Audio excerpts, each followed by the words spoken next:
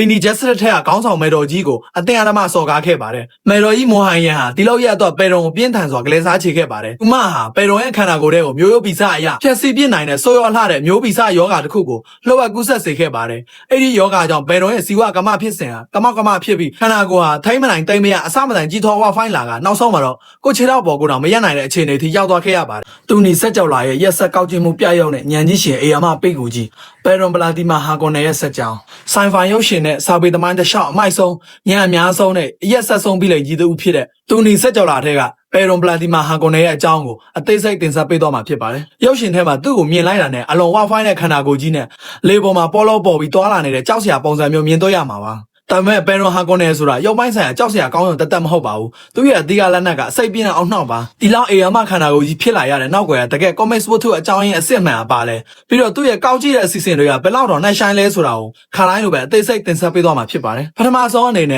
့သူ့ရဲ့မူလအစနဲ့အမှောင်ကျနေတဲ့ဂျိုကြီးအကြောင်းကိုအရင်သူ့ဆိုအကြည့်လိုက်ကြအောင်။အားလုံးမင်္ဂလာပါ။ကိုက်တစ်ချန်နယ် podcast အစီအစဉ်နဲ့ပြန်လည်ကြိုဆိုလိုက်ပါတယ်။ကျွန်တော်ရကောက်ပါ။ဖန်တီးရှင်နဲ့အမှောင်ကျနေတော့ Kitty Bryan ဂျိုပေရုံဟာကွန်နယ်ဆိုတဲ့ဇက်ကောင်ကိုနာမည်ကျော်စာရေးဆရာကြီး Frank Herbert က1965ခုနှစ်မှာထွက်ရှိခဲ့တဲ့သူနီသိပ္ပံစိတ်ကူးရင်ဝတ္ထုကြီးမှာစတင်ဖန်တီးမိတ်ဆက်ခဲ့တာဖြစ်ပါတယ်။သူဟာအာဂါသအင်ဘီယာကြီးတစ်ခုလုံးမှာဩဇာအာဏာအကြီးမားဆုံးအိမ်တော်တွေထဲကတစ်ခုဖြစ်တဲ့ Hawk Harkonnen ရဲ့အကြီးအကဲခေါင်းဆောင်ဖြစ်ပါတယ်။သူတို့ရဲ့အခြေစိုက်ဂျိုကတော့ Kitty Bryan လို့ခေါ်ပါတယ်။အဲ့ဒီဂျိုကြီးဟာတဘောပတ်ဝန်းကျင်လုံးဝမရှိတော့ပဲစိတ်ရောင်လောက်ယုံတွေမှောင်မဲနေတဲ့မိခိုးခေါင်းတိုင်တွေညဉ့်ညမ်းတဲ့လေသူတွေနဲ့ဖုံးလွှမ်းနေတဲ့အလွန်ကြမ်းတမ်းရက်စက်တဲ့နေရာကြီးပါ Kitty Bryan ဂျိုဟာအုပ်ချုပ်ရေးစနစ်ကအကြောက်တရားနဲ့ခေါင်းပေါ်ဖြတ်မှုကိုအခြေခံပါတယ်။အဲ့ဒီလိုတနာကျင်နာမှုကင်းမဲ့တဲ့ဂျိုကြီးကနေမွေးဖွားလာတဲ့ပေရုံဟာလူသားဆန်မှုဆိုတာလုံးဝမယုံကြည်တဲ့အာဏာနဲ့အကျိုးမြတ်ကိုကိုးကွယ်တဲ့အကြိတ်တပါးလို့ဖြစ်နေတာပါ။လေပေါ်ဝဲနေတဲ့ခန္ဓာကိုယ်နဲ့ယောဂဆိုးရဲ့လှုပ်ဝက်ချက်ရုပ်ရှင်ကြည့်ပရိသတ်တွေအားလုံးအောင်းမိတဲ့အချက်ကပေရုံရဲ့အေယာမခန္ဓာကိုယ်ကြီးနဲ့လေပေါ်ပေါ်လို့ပေါ်နေတဲ့အချက်ပါပဲဒီခန္ဓာကိုယ်ကြီးကိုတည်ဆောင်ဖို့အတွက်သူဟာဆက်စပန်ဆာလို့ခေါ်တဲ့မြေဆွဲအားဆန်းကျင်စနစ်တွေကိ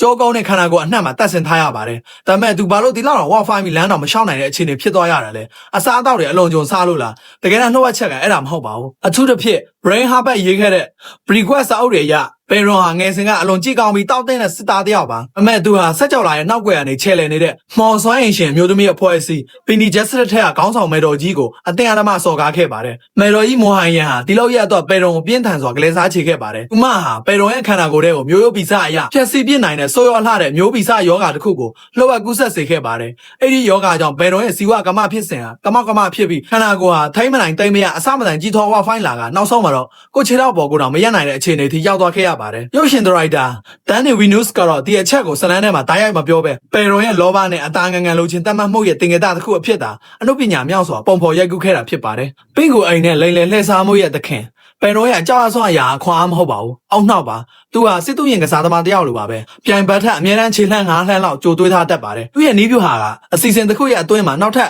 လှုပ်ဝက်အစီအစဉ်တစ်ခုရှိနေခြင်းပါပဲသူဟာပြိုင်ပတ်ရန်သူအိမ်တော်ဖြစ်တဲ့အထရာဒိတ်အိမ်တော်ကိုတိုက်ခိုက်ရတဲ့နေရာမှာမျက်နှာချင်းဆိုင်တော့မတိုက်ပါဘူးသူဟာဧကရစ်ဖျင်ကြီးရဲ့အထရာဒိတ်ရဲ့ပေါ်စိုးမိုးကြောက်လန့်နေတဲ့စိတ်ကိုအတုံးချပြီးဖျင်ကြီးကိုယ်တိုင်ပါဝင်ပတ်သက်လာအောင်ဆွဲသွင်းပါတယ်ပြီးတော့ပေရုံဟာလူတွေရဲ့စိတ်ကိုအလွန်နားလည်ပါတယ်လူတယောက်ကိုဘယ်လိုဝယ်ရမလဲဘယ်လိုချင်းချောင်းရမလဲဆိုတာကိုအတိအကျသိပါတယ်ဥပမာအထရာဒိတ်ရဲ့ယုံကြည်ရဆုံးဆရာဝန်ဒေါက်တာယူဝီကိုတစ္ဆာဖောက်အဖြစ်ပြောင်းလဲဖို့အတွက်ဒေါက်တာရဲ့ဇနီးတဲ့ကိုဖန်ဆီးညှဉ်းပန်းပြီးအတိအကျဆုံးသောစိတ်ပိုင်းဆိုင်ရာအားနည်းချက်ကိုထိုးနှက်အသုံးချခဲ့တာပါသူ့ပင်နာမှာလည်းသူနဲ့အပြိုင်ကောက်ကြည့်တဲ့ညံကြီးရှင်မန်ဒတ်ကွန်ပျူတာလိုတွက်ချက်နိုင်လူသားဖြစ်တဲ့ပီတာဒီဘရိုင်းကိုခေါ်ထားပြီးရက်ဆက်တဲ့လောက်ရမှန်တဲ့များကိုမြစ်တောင်တစ်ချက်မခတ်ပဲစီစဉ်ညွန်ကြားတတ်တဲ့မဟာဗျူဟာရှင်အေယာမပင့်ကူကြီးတကောင်ဖြစ်ပါတယ်ပေရုံဟာအာရာဂစ်ဂျိုကြီးပေါ်မှာသူ့ရဲ့အကြီးမားဆုံးရန်သူတော်ဒုစလီတိုတို့အတွက်ပလိုတင်မင်းသက်မှန်ထောင်ချောင်းကြီးကိုအသေးစိတ်ပြင်ဆင်ခဲ့တာလဲပြီးတော့သူ့ရဲ့မတူညီတဲ့သူတော်မောင်နှစ်ယောက်ဖြစ်တဲ့ရက်ဆက်ပြီးညံနေတဲ့Cross ဆိုတာဗန်နဲ့အလွန်အနေရများပြီးသွေးတဲ့သူရဲကောင်း Face Router တို့ကိုတုံးပြီးပေရုံဟာအနာကိုဘယ်လိုကစားသွားလဲဆိုတာကိုအသေးစိတ်ဆက်ပြောပြပေးပါမယ်။တူလီတိုတော့တင်မင်းသမန်ထောင်ကြောက်ဧကရစ်ဖျင်ကြီးကဆက်ကြောက်လာမှာအဖို့တန်ဆုံးစပိုက်တွေထွက်တဲ့ Arrakis ဂျိုကြီးကို Astratis လွှဲပြောင်းပေးလိုက်တဲ့အခါအပြင်ပန်းချင်းပေရုံဟာကိုနဲ့အကြီးကျယ်ရှုံးနေသွားတယ်လို့ထင်ရပါတယ်။ဒါပေမဲ့အဲ့ဒါဟာပေရုံနဲ့ဧကရစ်တို့ပူပေါင်းဆင်ထားတဲ့အေယာမထောင်ကြောက်ကြီးပါပဲ။ပေရုံဟာဒီတိုက်ပွဲအတွက်နှစ်ပေါင်း80လောက်စပိုက်တွေခိုးအပ်ဆူဆောင်းထားတဲ့သူရဲ့အိမ်တော်တနအိမ်ဟာအားလုံးဒီပါကိုယင်းနှမြောက်နှံခဲ့ပါတယ်။အာဂါတတဲ့ကိုပို့ဆောင်ရဲ့အဖွဲ့ကိုအစမတန်ဆေးပေးပြီးဧကရဲအကြောက်စရာအကောင်းဆုံးကိုရန်တော်တပ်ဖွဲ့စာတူကာတွေကိုဟာကွန်နယ်စစ်ဝတ်ဆောင်တွေဝတ်ဆင်စေကအာရာဂစ်ကိုလှုပ်ဝက်ခေါ်ဆောင်လာခဲ့ပါတယ်။အထရာဒိစ်ရဲ့အယုံကြည်ရဆုံးဆရာဝန်ဒေါက်တာယူဝီရဲ့တစ္ဆာဖောက်မှုကြောင့်သူလီတိုအဖမ်းခံရချိန်မှာတူလီတိုဟာသူ့ရဲ့သွားတဲ့မှာဖွက်ထားတဲ့အစိမ့်ငွေကိုခွဲထုတ်ပြီးပေရုံနဲ့အတူတေဖို့ကြိုးစားခဲ့ပါတယ်။အဲ့ဒီစက္ကန့်ပိုင်းလေးမှာတင်ပေရုံရဲ့အလွန်မြန်ဆန်တဲ့ပြင်တန်လိုစိတ်နဲ့ညံရည်ကိုမြင်တွေ့ရပါတယ်။သူဟာအစိမ့်ငွေတွေထွက်လာတဲ့တပြိုင်နက်သူ့ရဲ့ဆက်စပန်ဆာမြေစွာစနစ်တွေကိုတုံးပြီးအမိုးပေါ်ကိုလက်တပြပြေးတက်သွားသလိုသူ့ရဲ့တိုင်ကာကိုအမြင့်ဆုံးတင်လိုက်တဲ့ အတွက်တေဘေးကနေတီတီလေးလွန်မြောက်သွားခဲ့ပါတယ်။ဒါဟာသူဘယ်လောက်တက်တိကြီးလဲဆိုတာကိုတက်တေပြလိုက်တာပါပဲ။ရက်ဆက်ကြမ်းကြောက်တဲ့ Clock Suraban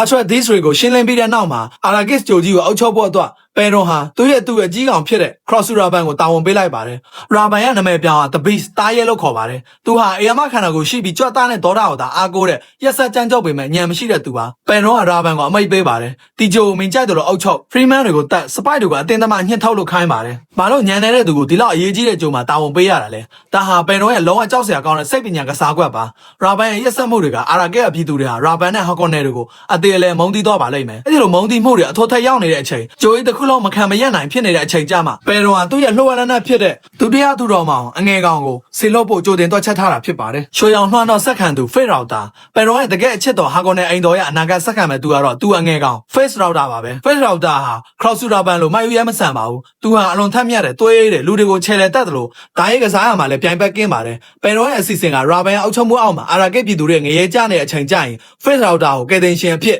Arrakis ကိုဆေလို့ဖို့ပါပဲ။ Cross Suraban ကိုဖယ်ရှားပြီး Face Router နေရာယူလိုက်တဲ့အခါပြည်သူတွေဟာ Face Router ကိုသူတို့ရဲ့ဟီရိုကြီးလို့ဝိုင်းဝန်းကိုးကွယ်ကြပါလိမ့်မယ်။ဒါဆိုရင် Arrakis ဟာ Face Router ရဲ့လက်အောက်မှာအလိုလျောက်တစ္ဆာခံဖြစ်သွားပါပြီ။ဒါနေမကသေးပါဘူး။ပေရွန်ရဲ့ Animate Go ကဒီလိုကြော်ကြားလာတဲ့ Face ကိုဧကရစ်ဘုရင်ကြီးရဲ့သမီးတော် Irulan နဲ့လက်ထပ်ပေးပြီး Harkonnen မျိုးဆက်ကိုဆက်ကြော်လာဧကရစ်ပလင်ပေါ်တင်ဖို့အထိအေယာမအစီအစဉ်ကြီးကိုနှစ်ပေါင်းများစွာကြိုတင်ရေးဆွဲထားခဲ့တာပဲဖြစ်ပါတယ်။ဒီလောက်ညံကောင်းပြီးကြိုတင်တွက်ချက်ထားတဲ့ပေရွန်ကြီးဟာ Arrakis ဂျိုကြီးရဲ့တဲကန်တရာထက်ကနေပြန်လဲထကြွလာမဲ့ Paul Atreides နဲ့ Freeman တွေရဲ့စွမ်းအားကိုဘာကြောင့်လုံးဝ short တော့မိခဲ့တာလဲပြီးတော့သူ့ရဲ့ကောင်းကျိုးမှုအားလုံးကိုအဆုံးသတ်ပေးမဲ့ Paul ရဲ့ညီမလေးမွေးကလေးရဲ့ဉာဏ်ပညာနဲ့စွမ်းအားပါလာတဲ့ကောင်းမလေး Elia Atreides နဲ့ပေရွန်တို့ရဲ့တမိုင်းဝင်စသိန်းပွဲချမ်းကြီးကိုအသေးစိတ်တင်ဆက်ပေးပါမယ်။မာနတရားနဲ့အမှားကြီးတစ်ခုပေရွန်ဟာကွန်နဲ့ရဲ့အကြီးမားဆုံးအားနည်းချက်ကမာနတရားပါ။သူဟာဆက်ကြော်လာတစ်ခုလုံးကိုလှည့်စားနိုင်တယ်လို့ယုံကြည်ထားတယ်လို့ Arrakis ဂျိုကြီးရဲ့တကယ်သခင်ဖြစ်တဲ့ Freeman တွေကိုတဲကန်တရာထက်မှာအမိုက်တရားလူရိုင်းနေလို့ပဲသတ်မှတ်ခဲ့ပါတယ်။သူဟာ Paul Atreides နဲ့ Lady Jessica တို့ရဲ့တက်ကန်တာထဲမှာတေဆုံးသွားပြီလို့ထင်မှတ်ခဲ့ပါတယ်။ဒါပေမဲ့ Paul ဟာ Freeman တွေယဉ်ကျေးမှုကိုတင်ယူပြီးတို့ရဲ့ကြောက်စရာကောင်းတဲ့တဲဖို့ကောင်ကြီးကိုစီးနှင်းတတ်တဲ့ကယ်တင်ရှင်ဖြစ်ပြောင်းလဲလာမယ်ဆိုတာကိုပေရွန်တယောက်လုံးဝမသက်သာမိခဲ့ပါဘူး။ပေရွန်ဟာပညာရှိတွေရဲ့အဆိုအရသူများရဲ့အစွမ်းစားကိုရှော့တတ်တဲ့သူဟာကိုယ့်ရဲ့ပျက်စီးခြင်းကိုကိုယ်တိုင်ဖန်တီးနေသူဆိုတဲ့စကားအတိုင်း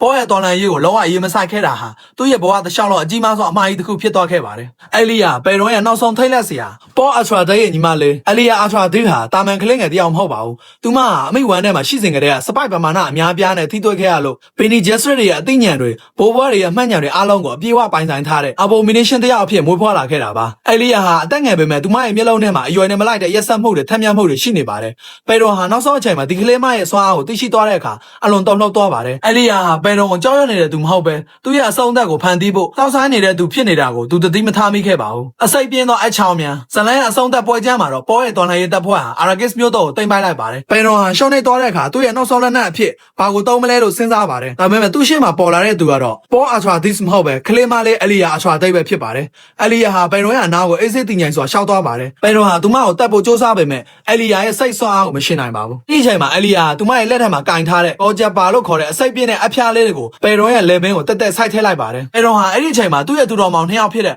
Face Router နဲ့ Cross Suraban တို့အကောင်လုံးသူ့ကိုဆုတ်ခွာသွားတာကိုခံစားရပြီးအရှုံးသမားတစ်ယောက်အဖြစ်တည်ဆုံသွားခဲ့ရပါတယ်။သူ့ရဲ့အနာဆက်သူ့ရဲ့ပတ်စံသူ့ရဲ့ဉာဏ်ရည်တွေအားလုံးဟာကလေးမလေးတစ်ယောက်ရဲ့လက်ထက်မှာအဆုံးသတ်သွားတာဟာသူနေဆက်ကြော်လာတဲ့မှာအမိုက်ဆုံးနဲ့အလှဆုံးလက်စားချေမှုပါပဲ။ပေရွန်တည်ဆုံပြီးတဲ့နောက်မှာသူမျောလင့်ထားခဲ့တဲ့ဟာကွန်နဲ့အိမ်တော်ရဲ့အနာဂတ်ဆက်ခံသူ Face Router ရဲ့ကံကြမ္မာဟာဘယ်လိုအဆုံးသတ်သွားတာလဲ။ဒါအပြင်ပေရွန်ဆိုတာတည်သွားရောင်နဲ့ပြီးသွားတဲ့ဆက်ကောင်မဟုတ်ပဲElia ရဲ့အောက်နောက်ထက်မှာတစ်စစ်သူဘယ်လိုပြန်လဲအသက်ဝင်လာပြီးနောက်ထပ်ကောက်ကြီးမှုတွေကိုထပ်လောက်ခဲ့သေးလဲဆိုတဲ့အမိုက်စားစာအုပ်ထဲကစက်တိုင်းပိုင်းတွေကိုအပြည့်စုံနှီးကောင်းချော့အနေနဲ့တင်ဆက်ပေးသွားမှာဖြစ်ပါတယ်။ဟာကွန်နဲ့အိမ်တော်ရဲ့ကြားဆုံးခန်းနဲ့ Face Router ရဲ့ကံကြမ္မာပေရွန်တည်ဆုံသွားပြီးတဲ့အချိန်မှာဟာကွန်နဲ့ရဲ့အင်အားအကြီးကျယ်ပြိုလဲသွားပါပြီ။ဒါပေမဲ့ပေရွန်ရဲ့အချစ်တော်သူအငယ်ကောင်ဖြစ်တဲ့ Face Router ကတော့အသက်ရှင်နေသေးပါပဲ။ဧကရစ်ဘုရင်ကြီးရှေ့မှာတင် Paul Atreides နဲ့ Face Router တို့ဟာအောက်ချောက်သူအစစ်မှန်နေရာအတွက်ဓာချင်းရှင်ခောက်တဲ့နှုတ်ဘလူပွဲကိုဆင်နွှဲကြပါတယ်။ Face ဟာအလွန်တော်တဲ့ဓာသမားဖြစ်တယ်လို့ပေရွန်တင်ပေးထားတဲ့အတိုင်းစိတ်လူးထားတဲ့ဓာတ်ကိုတုံးပြီးကောက်ကြည့်တဲ့နီလန်ကိုတိုက်ခတ်ခဲ့ပါတယ်။ဒါပေမဲ့ Paul ရဲ့စွမ်းရည်ကိုဘယ်လိုမှမရှင်းနိုင်ခဲ့ပါဘူး။နောက်ဆုံးမှာ Paul ဟာ Face Router ကိုအသေးသက်လိုက်နိုင်ပါတယ်။အဲ့ဒီအချိန်မှာပေရွန်တစ်သက်လုံးတည်ဆောက်ခဲ့တဲ့ဟာကွန်နဲ့အိမ်တော်ရဲ့သွေးဆက်မျိုးဆက်ဟာအကျွမ်းမဲ့အဆုံးသတ်သွားပြီးAtreides တွေရဲ့ဆက်ကြော်လာရဲ့အရှင် ရှင်သခင်တွေအဖြစ်အပြေးဝအာဏာရယူသွားနိုင်ခဲ့ပါတယ်တေလုံပြီးမှချဲလဲသောအရေးဆိုးနဲ့အလီယာရဲ့ကြာဆုံးခံဘယ်တော့ဟန်ကွန်နဲ့ဟာရောပိုင်းဆိုင်ရာတည်ဆုံသွားပေမဲ့သူ့ရဲ့လွှမ်းမိုးမှုဟာအဲ့ဒီမှာတင်ပြီးမသွားပါဘူးသူနေရဲ့တတရားမြောက်စာအုပ်ဖြစ်တဲ့ Children of Tuni မှာအလွန်ခြောက်ခြားစရာကောင်းတဲ့အလှည့်အပြောင်းတစ်ခုလာပါတယ်အလီယာဟာအမိဝမ်းတဲ့ဘိုးဘေးတွေရဲ့မှတ်ဉာဏ်တွေပါလာတဲ့သူဖြစ်ပါတယ်အဲ့ဒီမှတ်ဉာဏ်တွေထဲမှာသူမရဲ့အဖိုးဖြစ်သူတော်ဆက်တဲ့ဘယ်တော့ဟန်ကွန်နဲ့ရဲ့စိတ်ဝိညာဉ်လည်းပါဝင်နေပါတယ်အလီယာကြီးပြင်းလာတဲ့အခါသူမရဲ့စိတ်ထဲမှာရှိနေတဲ့ဘယ်တော့ရဲ့အသိဉာဏ်ဟာအလီယာကိုတဖြည်းဖြည်းချင်းလွှမ်းမိုးချေလဲလာပါတော့တယ်ဘယ်တော့ဟာအလီယာရဲ့ခေါင်းထဲကနေငါပြောတဲ့အတိုင်းလုပ်ရင်မင်းကိုကူညီမယ်ဆိုပြီးတွေးဆောင်ပါတယ်နောက်ဆုံးမှာတော့အလီယာဟာဘယ်တော့ရဲ့အပြည့်အဝအထိုင်ချောက်မှုကိုခံလိုက်ရပြီးရက်ဆက်တဲ့အာဏာရှင်တယောက်အဖြစ်ပြောင်းလဲသွားပါတယ်ဘယ်တော့ဟာသူတည်သွားတာတော့မှသူ့မြေမလေးဖြစ်တဲ့ခန္ဓာကိုယ်ကိုတုံးပြီးအာဖရာတိအမေယာကြီးကိုအတွင်းကနေဖျက်ဆီးဖို့စ조사ခဲ့တဲ့အသည့်အလွန်ကြောက်စရာကောင်းတဲ့မိစ္ဆာကြီးဖြစ်ပါတယ်အဆုံးမှာတော့အလီယာဟာဘယ်တော့အထိုင်ချောက်မှုအောက်ကနေလွတ်မြောက်ဖို့အတွက်ကိုယ့်ကိုယ်တတ်တည်သွားခဲ့ရပါတယ်ဘယ်တော့ရဲ့အမွေနဲ့နီကုန်းချုပ်အနေနဲ့တုံးတိုက်ရရင်ပယ်ရွန်ပလာတီမာဟာကွန်နယ်ဆိုတာရိုးရှင်းတဲ့ပြည်လိုင်တရားမဟုတ်ပါဘူး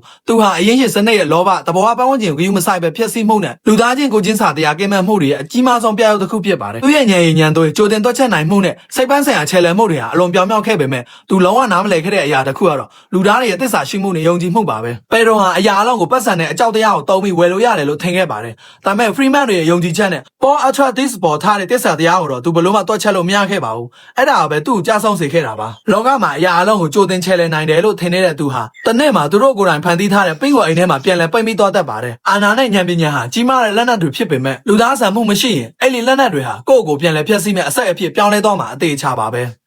အခုဆိုရင်တူနီဆက်ကြော်လာရဲ့အေယာမပင့်ကူကြီးပယ်ရွန်ဟန်ကွန်ရဲ့ဆက်ကြောင်းကိုအစားဆုံးတင်ဆက်ပေးလိုက်တာဖြစ်ပါတယ်။စောင့်တိနားဆင်ပေးခဲ့တဲ့ပရိသတ်တယောက်ချင်းစီတိုင်းကျေးဇူးအထူးတင်ရှိပါတယ်။ကျွန်တော်ရကောက်ပါ။နောက်ထပ် podcast စီစဉ်သက်မှာပြန်လည်ဆုံတွေ့ကြပါမယ်ဗျ။